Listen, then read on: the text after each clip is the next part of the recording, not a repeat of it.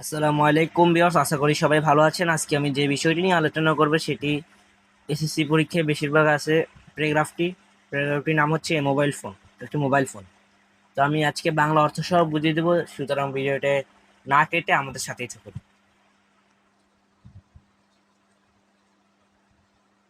Mobile phone is a useful thing. Mobile phone একটি ব্যবহারী জিনিস। It is a great invention of modern science.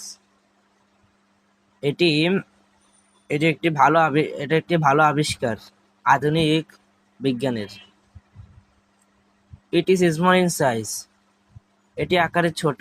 We can carry it easily. এটি আমরা সহজে বহন করতে পারি।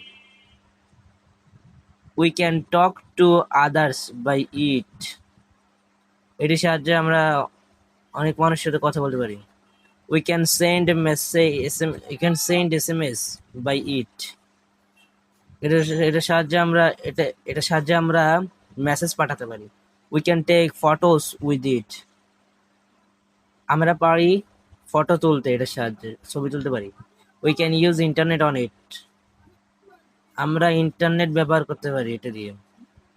Students can read by it. শিক্ষার্থীরা এটার মাধ্যমে পড়তে পারে। People use it for business.